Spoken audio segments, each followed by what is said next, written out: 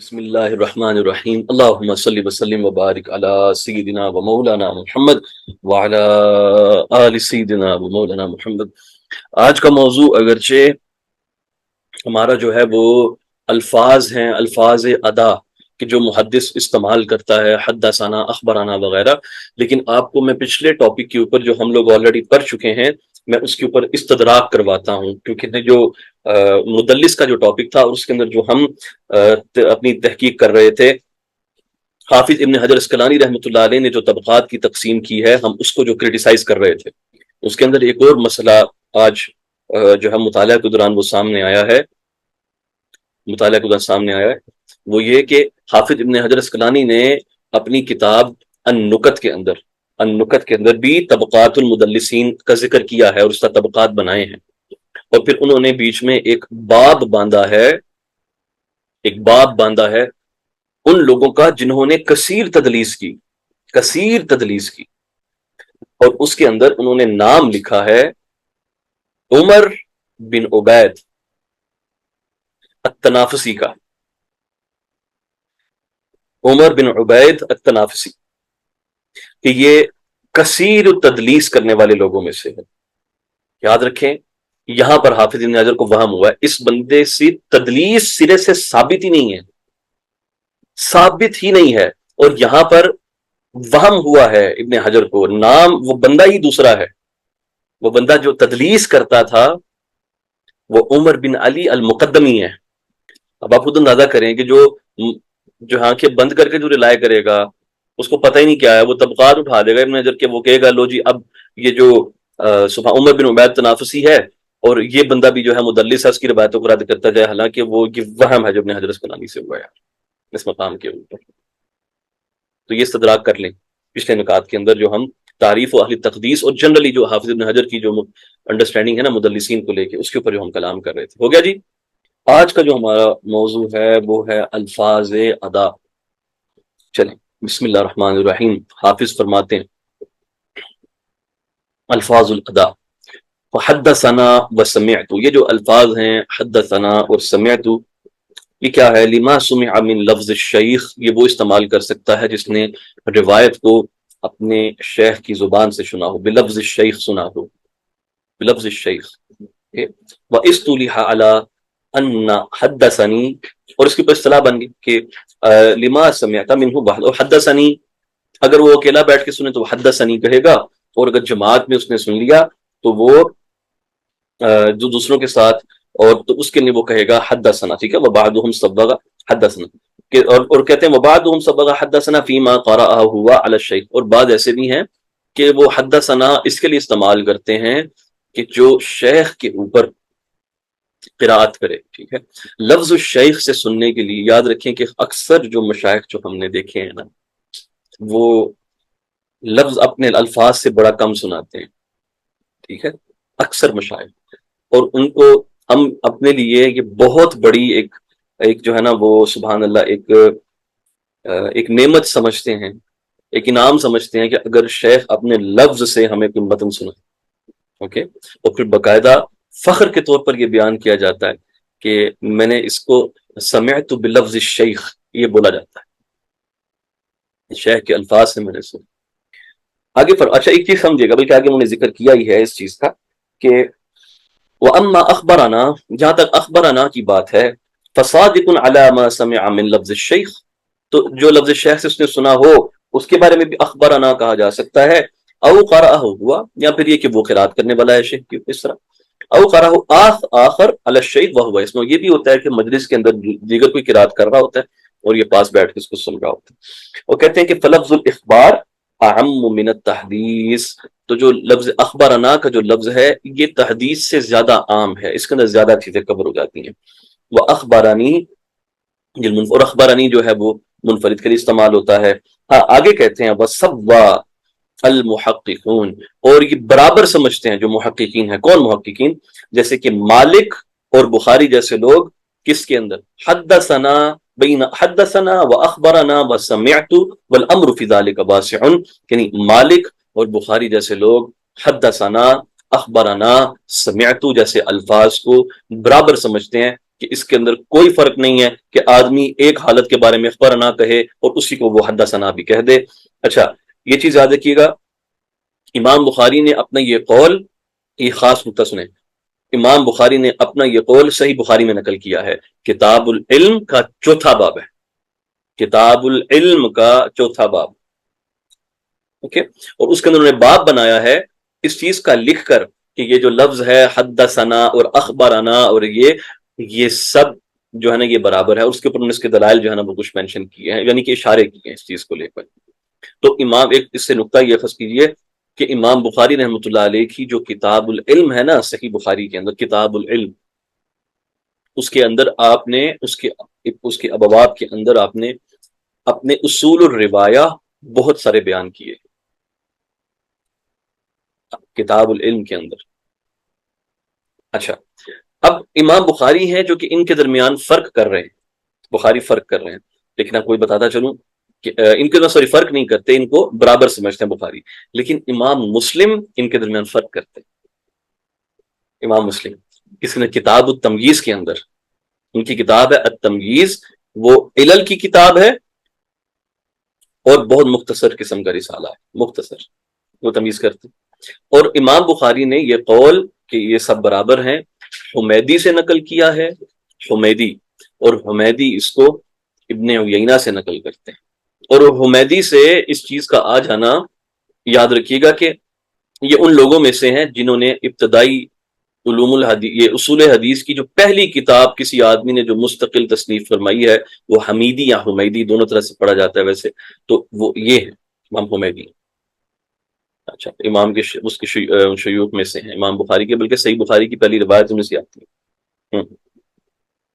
تو کہتے ہیں کہ محقق ان جو اس میں سے فرق نہیں کرتے، اور آپ کو یہ بتاتا چلوں کہ طحاوی کا باقاعدہ اس کے اوپر ایک رسالہ ہے، ایک مستقل رسالہ ہے اس مسئلے کے اوپر کہ جو حدثنا اور اخبرنا ہے یہ برابر ہے، اس کے اندر کوئی فرق نہیں ہے۔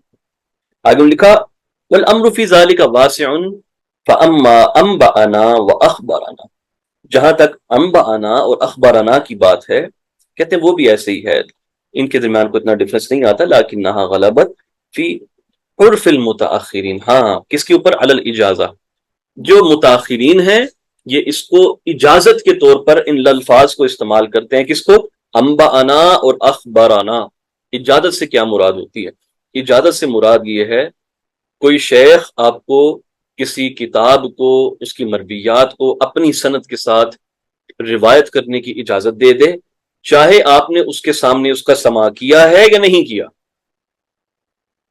پہلا نقطہ، ٹھیک ہے، اجازت کے لیے سماع شرط نہیں ہے، اجازت کے لیے سماع شرط نہیں ہے۔ اگر پھر بھی وہ کیا کرتے ہیں کہ اجازت دینے کے لیے، اگر ہم کسی کتاب کی اجازت لینے کے لیے جاتے ہیں تو وہ اس میں سے کوئی ایک حدیث، کچھ سلیکٹڈ پورشن پڑھ کے اس کی اجازت دے دیتے ہیں۔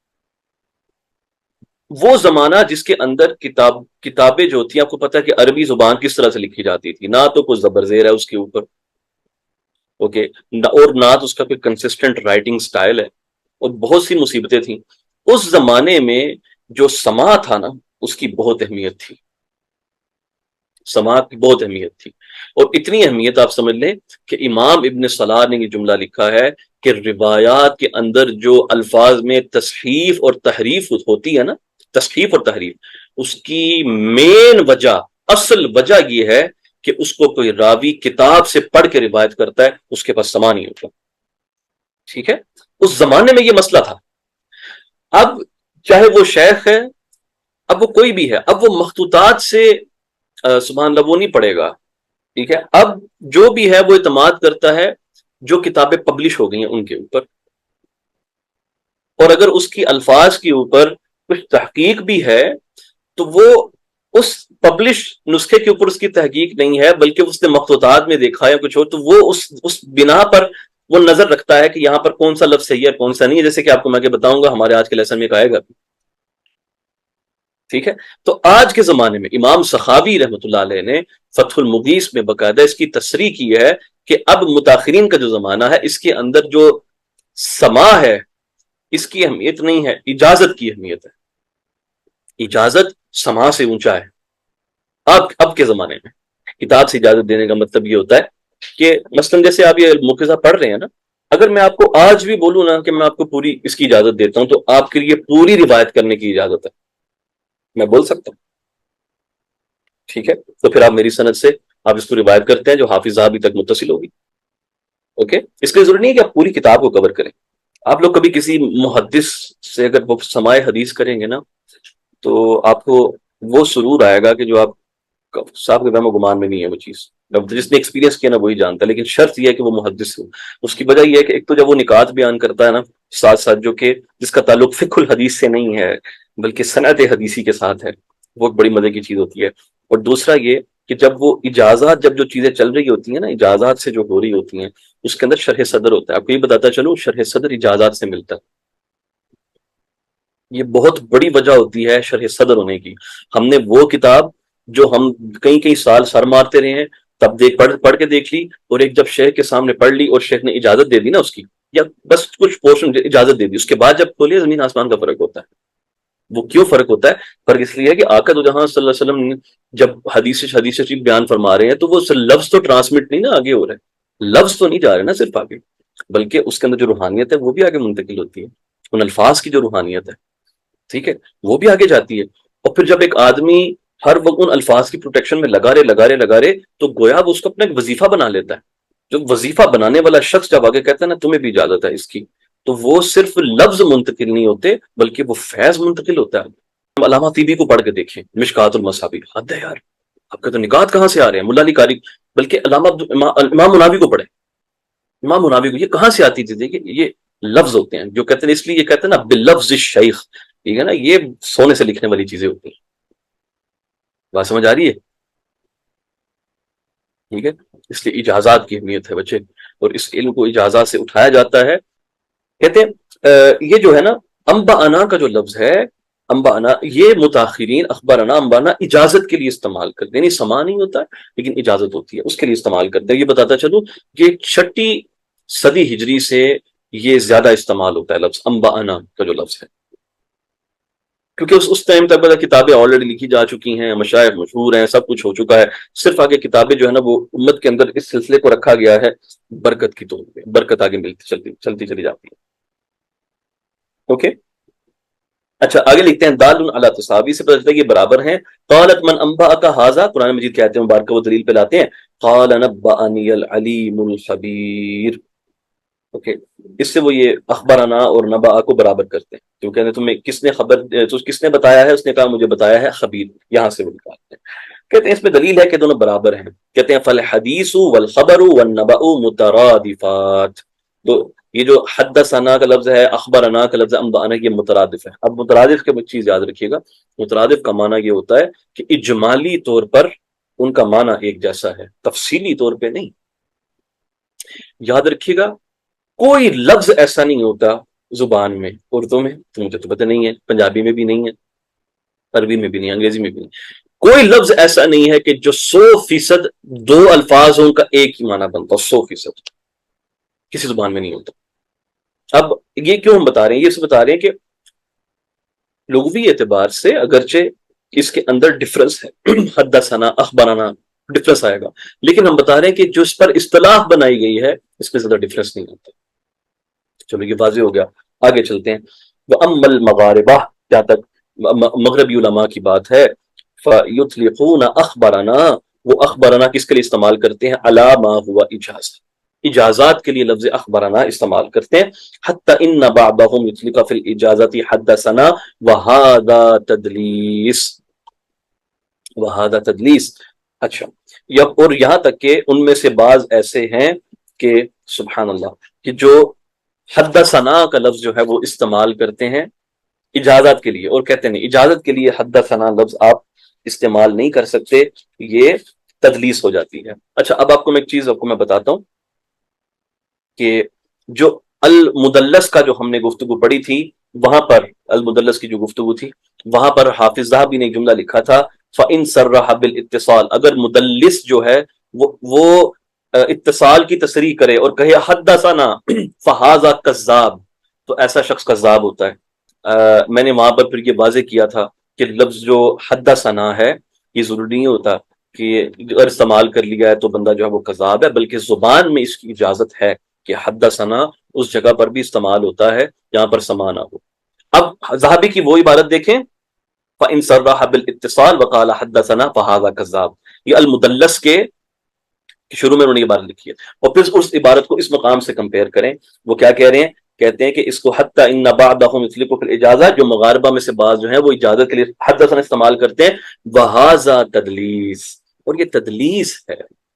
تو یہاں پر ذہبی خود اس چیز کا اقرار کر گئے ہیں کہ لفظ حدثنا اگر کوئی شخص اس مقام پر استعمال کرے کہ جہاں پر سما نہ ہو، سما نہ ہو، تو ضروری نہیں ہوتا کہ وہ بندہ کذاب ہے۔ کہتے ہیں یہ تدلیس ہے، حدثنا نہیں استعمال ہونا چاہیے۔ تھوڑا وضاحت یہ ہے کہ لفظ حدثنا جو ہے یہ اس مقام پر بھی استعمال ہوتا ہے جہاں پر سما نہ ہو۔ مدلس کے اوپر گفتگو کرتے ہوئے ذہبی سختی تھوڑی کر کے گئے، انہوں نے کہا جو حدثنا کہے وہ کذاب ہوتا ہے۔ وہاں پر میں نے واضح کیا تھا ہمیشہ یہ کیس نہیں ہوتا، اور یہاں پر ذہبی کا اپنا کلام اس کی تائید کرتا ہے کہ حدثنا کا استعمال کرنے والا ہمیشہ کذاب نہیں ہوتا، اگرچہ ہمیں نہیں استعمال کرنا چاہیے اس مقام کے اوپر۔ اوکے، آگے وہ فرماتے ہیں وَمِنَ النَّاسِ مَنْ عَدَّ قَالَ لَنَا إِجَازَةً وَمُنَاوَلَةً، اور بعض ایسے بھی ہیں جو لفظ ہے نا قَالَ لَنَا، یا ہم سے کہا، اس کو اجازت اور مناولہ کے طور پہ استعمال کرتے ہیں، اجازہ کے طور پہ اور مناولہ کے طور پہ استعمال کرتے ہیں، ٹھیک ہے، گڈ۔ آگے کہتے ہیں کہ وَمِنَ التَّدْلِيسِ، اور تدلیس، اب یہ چیز دیکھیے گا کہ یہ تدلیس کی ایک قسم ہے کہ لفظ حدثنا استعمال ہو رہا ہے اور وہاں پر تدلیس ہو رہی ہے، صرف ان سے اور قالا سے تدلیس نہیں ہوتی۔ اچھا، ایک سوال آیا ہے کہ مناولہ کس کو کہتے ہیں؟ مناولہ کہتے ہیں جب اجازت دی جائے بغیر سما کے، جب اجازت بغیر، اور یہ چیز واضح رہے کہ جو حدثنا کے ساتھ بے شک تدلیس ہو سکتی ہے، لیکن یہ متاخرین کے ہاں چلتی ہے، وہ بھی مغاربہ میں اجازات کے اندر، متقدمین میں نہیں ہے یہ چیز۔ جو پہلے روات ہیں نا کتب کے، ان میں نہیں، احادیث کے روات میں جو حدثنا کہہ کے تدلیس کر رہا ہے نا، پرابلمٹک ہے، اکثریت پرابلمٹک ہے۔ جو اکا دکا مثالیں وہ آپ سے میں نے واضح کر دی ہے، کیونکہ اگر ہم حدثنا کو بھی اگر ہم اس پر محمول کر لیں گے کہ اس میں یہ تدلیس کے اوپر محمول ہو سکتا ہے، تو پھر کیا رہ گیا، کیا دلیل رہ گئی کہ آپ کے پاس جو ہوگی کہ ہاں وہاں اس مقام پر واقعی سما ہوا یا نہیں ہوا۔ آگے فرماتے ہیں کہ وَمِنَ التَّدْلِيسِ، اور اس میں تدلیس میں یہ ہے کہ ان یقول المحدث عن الشیخ الذي سمعه، کہ محدث یہ کہے اس شیخ سے متعلق جس نے اس کے سما کر رکھا ہے، وفی اماکن لم یسمع، کہ اس مقام کے کچھ چیزیں سن رکھی ہیں لیکن وہ چیزیں جو اس نے نہیں سن رکھی تو وہاں پر کہے قُرِئَ عَلَى فلان، فلاں کے سامنے یہ چیز پڑھی گئی، یا اخبارہ کا فلان، اور تمہیں یہ خبر دیتا ہے فلاں۔ فربما فعل ذلك الدارقطنی، دارقطنی جو تھے وہ بھی سم ٹائمز یہ کیا کرتے تھے، اس کو محرر کرتے ہیں پہ یقول، وہ کہتے تھے قُرِئَ عَلَى ابی القاسم البغوی، کہ ابو القاسم بغوی کے سامنے پڑھا گیا، یہ ٹھیک ہے، اور اخبارہ کا فلاں، اس طرح کا لفظ استعمال کرتے تھے۔ اوکے، اور آگے انہوں نے ابو نعیم کا بھی نام لیا ہے، یہ ابو نعیم یہ حلیۃ الاولیاء والے ہیں۔ قال ابو نعیم قُرِئَ عَلَى عبد اللہ بن جعفر بن فارس حدثنا ہارون بن سلیمان۔ اس مقام پہ رکتے ہیں۔ سب سے پہلے تو یہ چیز یاد رہے کہ امام ابو القاسم بغوی جو ہیں دارقطنی کے اساتذہ میں سے ہیں، اور ان کا ان سے سما ہے۔ یہ بات کرنے والے کہ دارقطنی اس طرح کرتے ہیں کیونکہ جن چیزوں کے اوپر ان کا سما نہیں ہوتا ڈائریکٹلی، تو وہاں پر یہ لفظ استعمال کرتے ہیں قُرِئَ عَلَى ابی القاسم البغوی۔ بہت سے مقامات ایسے ہیں جہاں پر وہ اس جملے کے بعد اس کی وضاحت کر دیتے ہیں، وہ کہتے ہیں کہ قُرِئَ عَلَى ابی القاسم، اور ساتھ کہتے ہیں کہ وَأَنَا أَسْمَعُ، جبکہ میں جو ہے نا وہ اس کو سن رہا تھا، اس کی تصریح بھی کر دیتے ہیں۔ اچھا، ابو الفضل المقدسی جو محمد بن طاہر مقدسی ہیں، انہوں نے بنیادی طور پہ دارقطنی سے متعلق یہ بات کی ہے کہ دارقطنی ایسا کرتے تھے۔ اگر دارقطنی کی کتابوں کو جب ہم دیکھتے ہیں نا، تو پوری ان کی سنن کے اندر جہاں پر بھی یہ روایت آتی ہے نا ابو القاسم بغوی سے، جب وہ روایت کرتے ہیں قُرِئَ عَلَى کہہ کے، یا کسی سے بھی پوری، not out only other than that, ہر مقام پر یہ ساتھ ہے کہ فلاں پر پڑھا گیا اور میں سن رہا تھا، ہر مقام پر یہ۔ پھر بعض لوگوں نے پھر ہمیں کچھ مثالیں دی کہ دارقطنی کے جو فلاں پبلش ہوئی ہے اس کے اندر ایک مقام ایسا ہے کہ اس کے اندر یہ چیز نہیں ہے، وہاں پر صرف اتنا ہی لکھا ہوا ہے قُرِئَ عَلَى ابی القاسم۔ اچھا، پہلی تو بات یہ کہ قُرِئَ عَلَىٰ ابوالقاسم سے اگر ایک ہی مقام پر لکھا ہوا ہے تو آپ یہ بات اخذ نہیں کر سکتے کہ دارقطنی نے اس مقام پہ تدلیس کی ہے.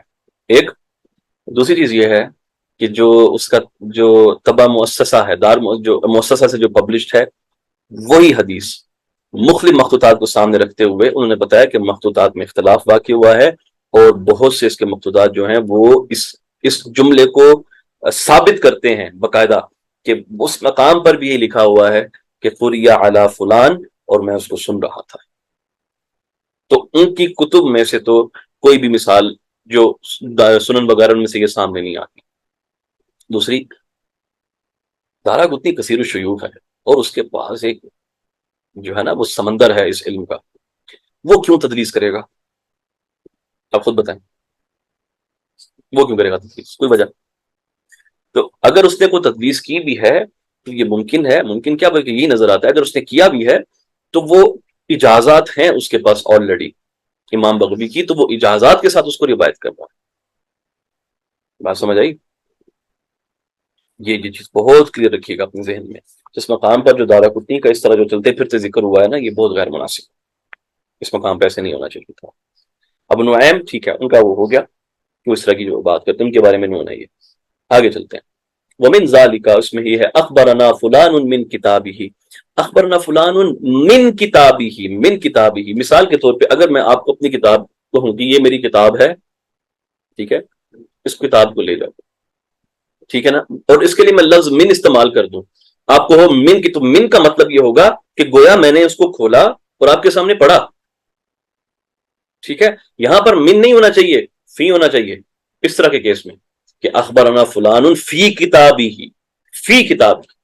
من کتابی ہی تب آپ استعمال کریں گے کہ اگر شیخ نے کتاب کھولی ہے اور آپ کو اس میں سے پڑھ کے سنایا ہے تو اس کا معنی یہ ہوگا کہ اخبرنا فلان من کتابی ہی، اس نے ہمیں حدیث سنی اپنی کتاب کو کھول کے. اگر وہ کتاب کھول نہیں رہا، اس نے کتاب آپ کو ایسے پکڑا دی، لے جاؤ کتاب ہی، تو آپ پھر من کتابی ہی نہیں کہیں گے، وہاں پر فی کتابی ہی کہیں گے.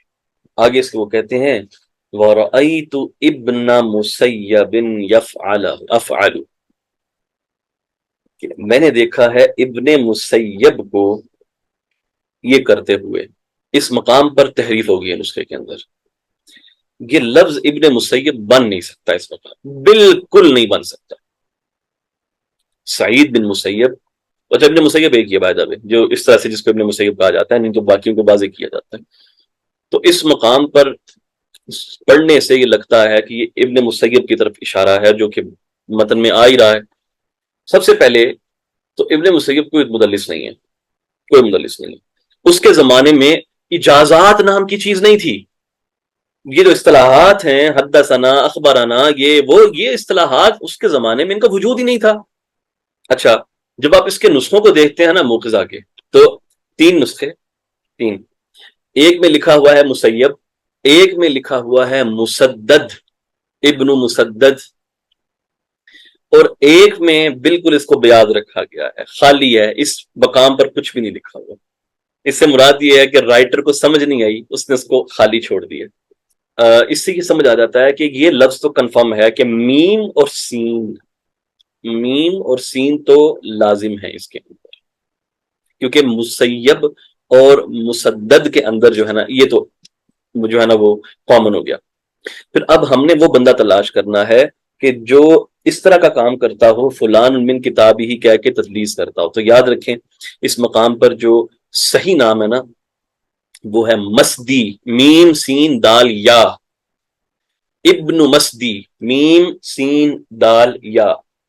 663 ہجری میں اس کا وصال ہے اور ان کا نام ہے حافظ ابو بکر، کنیت ہو گئی، نام لکھیں محمد بن یوسف بن موسیٰ بن یوسف بن مسدی، محمد بن یوسف بن موسیٰ بن یوسف بن مسدی الاسدی الغرناطی. اور مسدی کو میم کی ضمہ کے ساتھ بھی پڑھا جاتا ہے لیکن وہ کم ہے، ٹھیک ہے نا، مسدی بھی پڑھتے ہیں اس کو لیکن مسدی ٹھیک ہے. ان کا ترجمہ جو ہے یہ حافظ ذہبی نے تاریخ اسلام میں لکھا ہے اور ساتھ کہا ہے فَكَانَ يُدَلِّسُ الْإِجَازَةِ، یہ اجازت میں تدلیس کرتا تھا، اس لیے مسیب نہیں ہے بھائی، اس کو ٹھیک کر لو.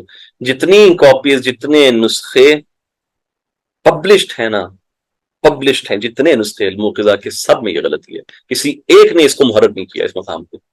اور اگر آپ دیکھیں نا، مسجد اس لیے لکھا کہ جو مسدد ہے وہ دیکھیں صرف آخری دال ہی ہے، اور جو دال اور یا یہ اس کی کنفیوژن بہت کامن ہوتی ہے نسخوں کے اندر، کیونکہ اس کے واضح طور پہ تھوڑی لکھے جاتے ہیں، کہتے ہیں یہ ایسا نہیں ہونا چاہیے، فَإِنَّهُ تدلیس، یہ تدلیس ہے، وَالصَّوَابُ قَوْلُكَ، اور بہتر کیا ہے کہ تم یہ کہو فی کتابی، ناٹ من کتابی، فی کتابی بولو۔ کہتے ہیں وَمِنَ التَّدْلِيسِ، اور تدلیس کے اندر یہ بھی چیز شامل ہے، ان یکون قد حضر طفلا علی شیخ، کہ ایک آدمی جو ہے وہ بچہ تھا، بہت چھوٹا تھا، اور طفلن سے یہاں پر مرادی ہے 1 سال 2 سال یا اس سے چھوٹا بڑا، سن تمییز کو نہیں پہنچا، بس وہ سن تمییز سے مراد یہ ہے کہ وہ بات سمجھ رہا، رسپونڈ کر رہا، یہاں تک نہیں آیا، اور اس نے کسی شیخ کی مجلس اٹینڈ کی، اور وہ ابن سنتین او ثلاث، 2 سال 3 سال اس کی عمر ہے، فیقول، اور وہ کہے انبأنا فلان، انبأنا، فیقول، اب دیکھیں اب وہ کہے انبأنا فلان، اس شیخ کا نام لے کے انبأنا فلان، اور وہ یہ نہ کہے وَأَنَا حاضر، وَأَنَا حاضر، یاد رکھیے گا کہ اگر آپ کو شیخ نے اجازت نہیں دی، اس کسی مجلس میں شیخ نے اجازت نہیں دی، اور آپ اس مجلس میں موجود ہیں، آپ اس مجلس میں موجود ہیں، یہاں آپ بچے ہیں، بہت چھوٹے تھے کہ آپ نے وہ بات، آپ کو یاد نہیں وہ بات، لیکن اتنا پتہ ہے کہ آپ مجلس میں موجود تھے اور شیخ نے آپ کو اجازت نہیں دی، تو جب آپ اس بات کو روایت کریں گے، کیا روایت کرتے ہیں اس طرح، لیکن اس کے لیے ساتھ آپ کو یہ کہنا پڑتا ہے کہ انبأنا فلان وانا حاضر، یہ جو وانا حاضر کا جو لفظ ہے، وانا حاضر، یہ اس پر دلالت کرتا ہے کہ سن تمییز نہیں تھا، یہ خاص اصطلاح ہے اس مقام پر، ٹھیک ہے جی۔ اچھا، ولم یقل انا حاضر، اور وہ یہ نہ کہے انا حاضر، کہتے ہیں کہ فہذا الحضور العری عن اذن المسمع لا يفید اتصالا، اب جبکہ جس سے سماع کیا جا رہا ہے وہ جو شیخ ہے وہ اجازت ہی نہیں دے رہا، تو اس کو آپ اتصال پہ محمول نہیں کر سکتے، بل ہوا دون الاجازہ، بلکہ یہ اجازت سے الگ ایک چیز ہے، فان الاجازت نوع اتصال عند ائمہ، کیونکہ جو اجازت ہے نا، جو اجازت ہوتی ہے، اجازت یہ بھی اتصال کے اوپر محمول کیا جاتا ہے، اگرچہ یہ حدثنا اور اخبرنا والا سماع والا اتصال نہیں ہوتا، لیکن بہرحال اجازت اتصال ہوتی ہے۔ وحضور ابن عام او عامین، 1 سال کا بچہ 2 سال کا بچہ جس طرح کی جو ہے نا، اذا لم یکتن باجازت کلاشی، کہتے ہیں کہ اگر اس کو اجازت نہیں، اس کا نام اجازت میں نہیں آتا تو وہ پھر کچھ بھی نہیں ہے، الا ایکسپٹ یہ ان یکون حضورہ علی شیخ حافظ، ہاں مگر یہ کہ وہ جس کے ساتھ بیٹھا ہوا ہے نا، جس سے اجازت لے رہا ہے وہ شیخ حافظ ہے، محدث ہے، اور اس کو پتہ ہے کہ وہ کیا بیان کر رہا ہے، وہ یفهم ما یحدثه فیکون اقرارہ بکتابہ، اگر وہ کتابت میں اس کا نام لکھ کر دے دے نا کہ اسم طفل، تو وہ بمنزلۃ الاذن منہ لہ فی الربایا، تو اب آپ اس محدث کی بات پر اعتماد کریں گے کہ ٹھیک ہے اس نے کچھ سمجھ سوچ کر ہی اس کو آگے کیا، یعنی اس سے پتہ چلتا ہے یار کہ کتنی بڑی رسپانسبلٹی ہے یہ اجازات کا دینا۔ اب آپ یہ نہیں دیکھیں گے وہ 2 سال کا تھا، اب آپ دیکھیں گے وہ حافظ نے کیا کہا ہے، اس محدث نے کیا کہا ہے، کیوں وہ ذمہ دار ہے، وہ اس مقام پر بیٹھا ہوا ہے۔ اچھا، اب اس مقام آپ کو میں ایک نقطہ بتاتا ہوں کہ حافظ جلال الدین سیوطی رحمۃ اللہ علیہ جو تھے، انہوں نے بھی، ان کے جو والد صاحب تھے نا حافظ سیوطی کے، ان کی عمر 27 سال کی تھی جب وہ حافظ ابن حجر کی مجلس میں انہوں نے صحیح مسلم کا سماع کیا تھا، امام سیوطی کے والد نے۔ حافظ سیوطی رحمۃ اللہ علیہ نے، ان کی کتاب ہے التحدث بنعمت اللہ، جس میں انہوں نے اللہ کی نعمتوں کا سارا بتایا کہ اللہ نے مجھ پہ کتنا جو ہے نا وہ کرم کر رکھا ہے، اور کیا کیا اور کیا کیا نہیں ہے، اور اس کے اندر، اس کتاب کے اندر باقاعدہ انہوں نے اپنے جب مشائخ کا ذکر کیا ہے تو وہ کہتے ہیں، نام لکھتے ہیں، احمد بن علی بن محمد بن علی بن محمود الکنانی العسقلانی، یعنی ابن حجر، قاضی القضات، امام الحفاظ، شہاب الدین ابو الفضل المشہور بابن حجر، اپنے نام ان کا ذکر کے مشائخ میں کہتے ہیں لا شک کا فی، اس میں کوئی شک نہیں ہے، ان لی منہ اجازتن، کہ ان سے مجھے اجازت حاصل ہے، ان سے مجھے اجازت حاصل ہے، اوکے۔ فإن، کیوں کہ فإن والدی، کیونکہ جو میرے والد صاحب تھے، کانا یحضر مجالسہ کثیرا، ان کی مجالس کو کثرت کے ساتھ اٹینڈ کیا کرتے تھے، ابن حجر کی، اور وقد اخبرانی، اور مجھے خبر دی ہے، من اثق به انه كان يجيز لمن حضر مجلسه واولادهم، اے سنو ذرا، کہتے ہیں انہوں نے مجھے خبر دی ہے کہ سبحان اللہ کہ حافظ ابن حجر اسقلانی رحمۃ اللہ علیہ جب اجازت دیتے تھے تو اجازت اس طرح دیتے تھے کہ جو میری مجلس میں بیٹھا ہے اس کو بھی اجازت ہے اور اس کی اولاد کو بھی اجازت ہے۔ اچھا، اور بعض لوگوں کا کہنا یہ ہے، مطلب یہ تو سیوطی کا اپنا نص میں نے دیکھا، اس میں یہ کہیں نہیں لکھا ہوا تھا کہ یہ ان کی مجلس میں جاتے تھے، لیکن بعض محدثین نے یہ لکھا ہے۔ امام سیوطی جو ہے نا وہ پیدا ہوئے حافظ ابن حجر 252 میں فوت ہوئے ہیں، 852 میں، 849 میں سیوطی پیدا ہوئے، 3 سال کی عمر تھی جب حافظ ابن حجر فوت ہوئے، تو ہاں 3 سال عمر بنتی ہے۔ تو امام سیوطی رحمۃ اللہ علیہ جو تھے، بعضوں نے یہ کہا ہے کہ وہ ان کے والد صاحب ان کو مجلس میں لے کے جاتے تھے ابن حجر کی، اور اس مجلس میں جاتے تھے اور وہاں پر اجازت ہوئی ہے، لیکن سیوطی کا جو اپنا متن اس مقام پر ہے، وہ یہ لکھا۔ لیکن آپ کو میں یہ بھی بتاتا چلوں کہ اس واقعہ کے حافظ ابن حجر کے فوت ہونے کے 2 سال کے بعد، 2 سال کے بعد امام سیوطی کے والد صاحب فوت ہو گئے تھے، اور ان کی عمر اس وقت 29 یا 30 برس تھی، اور وہ آخری ٹائم پر جو امام احناف کے جو ہے نا وہ جو محقق ہیں، کیا نام ہے، ابن الحمام الحنفی الکمال، وہ حافظ سیوطی رحمۃ اللہ علیہ کے والد محترم کے بڑے پکے یار تھے، تو امام سیوطی سے متعلقہ جو گائیڈنس اور سب چیزیں تھیں وہ ان کے حوالے کر کے گئے تھے۔ ہاں، اب سوال کیا گیا کیا اس سے فیض ٹرانسمٹ ہو سکتا ہے؟ اجازت روایت بے شک نہ ملے، بالکل ہوتا ہے، یہ تو ہوگی۔ تو یہ چیزیں جو موجود ہیں اس طرح ہوتی تھیں۔ اچھا، بعض لوگ پھر اس میں غلو کرتے ہیں، آپ کو میں غلو کی مثال دیتا ہوں، یہ سند سنیے گا۔ میں اس کو روایت کرتا ہوں امام محمد بن ابراہیم بن عبد الباعث القطانی سے، وہ روایت کرتے ہیں امام عبداللہ بن صدیق الغماری سے، وہ اس کو روایت کرتے ہیں امام عبد الحفیظ الفاسی سے، وہ روایت کرتے ہیں اس کو امام یوسف بن نعمان بن سعید السویدی سے البغدادی، اور وہ روایت کرتے ہیں اس کو امام مرتضی زبیدی سے۔ حافظ مرتضی زبیدی تک آپ نے فقیر کی سند سن لی، یہ بہت نیکسٹ لیول کی عالی سند ہے، بہت نیکسٹ لیول کی۔ اب آپ اس کے عالی ہونے کی وجہ بتاتا ہوں۔ اس کی وجہ یہ ہے کہ حافظ مرتضی زبیدی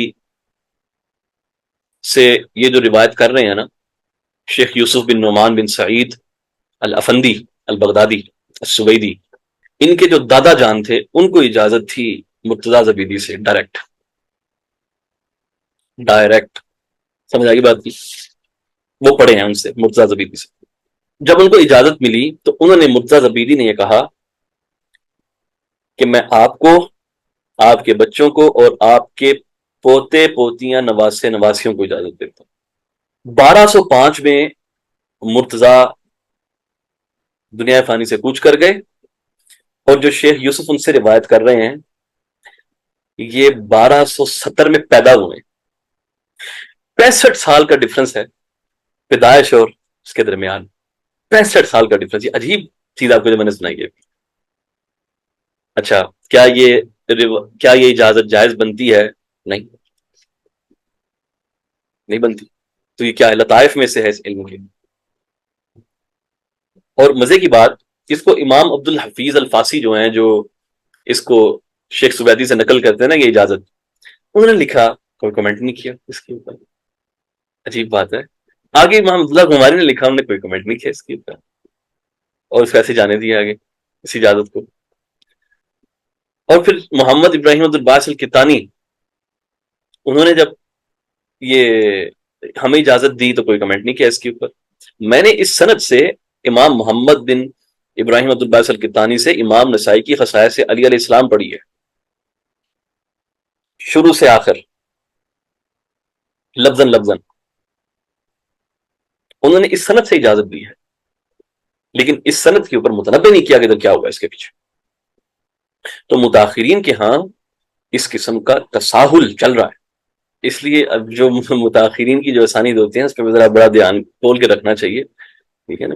اور یہی وہ چیز ہے جو عام علماء کو حفاظ سے جدا کرتی ہے ابھی، کہ ہمیں متاخرین جو لوگ ہوتے ہیں ان کے درمیان اجازات کا کیا مسئلہ ہے، سماعت کہاں پر ہے کہاں نہیں ہے، اس کا بھی علم ہوتا ہے۔ تو اس لیے یاد رکھیے گا کہ جو بچے کا جو مسئلہ ہے نا وہ یہ ہے کہ بعض لوگ اس کی اجازت دے دیتے ہیں کہ جو بچہ بھی فرض کرو اگر حمل کے اندر ابھی ہے فائن اس کو بھی اجازت دے دیتے ہیں، fine no problem, at least وہ پریزنس تو ہے نا، اس کی ایک پریزنس تو ہے. اوکے تو لیکن یہ تو حد درجہ غلوب ہو گیا نا کہ وہ جو بندہ ہی 65 ایئرس کے بعد جا کے پیدا ہو رہا ہے تو اس کو آپ جو ہے نا وہ اجازت حدیث ہے تو ثبوت ہے گا. آگے فرماتے ہیں ومن صور الادا، ادا کی صورتوں میں حدثنا حجاج بن محمد قال ابن جریج فصیغۃ قال لا تدل على اتصال. اچھا ابن جریج کہتے ہیں کہ جو قالا کا جو صیغہ ہے یہ اتصال پر محمول نہیں ہوتی. اسی کا ابن جریج کی ایک سمپل یہ والی اوپینین ہے، ابن جریج کی اوپینین ہے. اوکے لیکن ہمیشہ ایسی چیز نہیں ہوتی، اس کے اوپر الگ الگ چیزیں موجود ہیں. آگے فرماتے ہیں کہ وقت توفیرات فی الصحابہ، صحابہ میں اس کا مسئلہ نہیں ہوتا. بچے کو اجازت دینے میں المسلم کلہم عدول کا دخل ہے؟ نہیں، ایسی بات نہیں ہوتی بچے، ایسا نہیں ہے. یعنی عدول تو ہے، وہ مسلمان ہے نا. اور آپ سب سے میں یہ کہوں گا کہ اجازات دینے میں کنجوسی نہیں کریے گا کبھی. اللہ تعالیٰ آپ کو یہ مقام دے، آپ اس مقام پر پہنچے، اجازت دینے میں کنجوسی نہیں کریے گا. یہ مت سوچیے گا. میں سمجھتا ہوں، اور اگر آپ کے دل میں یہ آتا ہے نا کہ یار میں اس قابل نہیں ہوں کہ میں یہ چیز کروں، یا اس قابل سے میری اہلیت نہیں ہے کہ میرا نام اس سلسلے کے اندر آہستہ ڈوگ لیں، یاد رکھیں کہ اب آپ واقعتاً اس قابل ہیں کہ آپ یہ کام کریں. سمجھ آ گئی؟ اور اس کی وجہ یہ بھی ہے کہ اس کلچر میں یہ چیز نہیں ہے، اس کی تجدید کی ضرورت ہے، اس کی تجدید کی ضرورت ہے. اس لیے آپ نے اجازت دینی ہے. آگے جو آپ سے اجازت مانگے لینے آئے، بلکہ آپ خود لوگوں کو بتائیں، ان کے اندر یہ شعور پیدا کریں کہ اجازت نام کی کوئی چیز ہوتی ہے بھائی، تاکہ یہ علم جس طرح ہمارے اسلاف کے اندر موجود تھا، ہند کے اسلاف، آپ کو پتہ ہے عرب کی بڑی بڑی اسانید گھوم پھر کے سارے ملکوں کا چکر لگاتے ہوئے شاہ ولی اللہ تک آتی ہیں، اور اس طرح کے اور بھی دیگر مشائخ وہاں تک ہند میں آتی ہیں اور ہند سے پھر واپس چلی جاتی ہیں. بس سمجھے اس بات کو. کچھ چیزیں جو ہوتی ہیں نا وہ وقت کا تقاضا ہوتی ہیں، ان کو کرنا ہوتا ہے، نہ چاہتے ہوئے بھی کرنا ہوتا ہے. اوکے اور یعنی اگر میں نے اپنے مشائخ کو دیکھوں جب تک اجازت طلب نہ کریں وہ تب وہ اجازت نہیں دیتے. لیکن میرا معاملہ اس طرح نہیں ہے، اسپیشلی آپ لوگوں کے ساتھ جو پاکستان کے آڈینس ہے، بلکہ میں خود کوشش ہوتی ہے کہ آپ لوگوں کو میں اجازت دوں. اس لیے نہیں کہ میرا نام کہیں بیچ میں آیا، یہ آیا وہ آیا، نہیں، اس لیے کہ احساس پیدا کرنا ہے کہ یہ کیا چیز ہے جو یہاں پر ہو رہی ہے. اچھا تو اس کے لیے یہ حکمت اختیار کرنی ہے. آپ نے آپ کو روکنا نہیں ہے کبھی. اگر کوئی اجازت مانگے گا آپ نے اس کو تھوڑا سا سما کروا دیں، تھوڑے سے اس کے اندر ایک شعور پیدا کر دیں اور اس کو اجازت ادا کر دیں. بعض کے یہاں بڑا غلوب نظر آتا ہے کہ وہ بالکل نہیں دیتے، بالکل ہی بگے نہیں دیں گے، ہم آپ کو جو مرضی کر لیں، یہ کر لیں وہ کر لیں. ایسا نہیں کریں، بالکل نہیں کریں. بلکہ آپ جائیں جب اجازت مانگیں، جو اجازت مانگے آپ سے اس کو اس کتاب کی اس روایت کی اجازت دے دیں. کیونکہ آپ کو نہیں پتا کہ وہ آدمی شاید کتنا ترس رہا ہو اس ایک خاص اجازت کو لینے کے لیے، اور آپ کے پاس وہ چیز، اور آپ نے جو ہے نا آپ چودراہٹ میں بیٹھو نہیں دیں. ٹھیک ہے نا، ایسا نہ کریں. اور اگر آپ کو لگتا ہے اس قابل نہیں ہے، چھوڑ دیں. آپ اپنی اجازت کو دیں یہ سوچتے ہوئے کہ میں تو اس قابل نہیں ہوں، البتہ جن سے میرا سلسلہ اس سند کا جڑتا ہے بڑے لوگ ہیں، میں کچھ نہ کر سکوں تو سبحان رب حامل فقہ لا فقہ لا. اللہ پاک آپ سب کو سلامت رکھے. آگے فرماتے ہیں وقت اغتفرت فی صحابہ کے معاملے میں اس کو ذرا ریلیکس رکھا جاتا ہے، جیسے قول الصحابی قال رسول اللہ صلی اللہ علیہ وسلم فحکمها اتصال، جو کہ قال رسول اللہ اس کو اتصال میں مقبول کریں گے.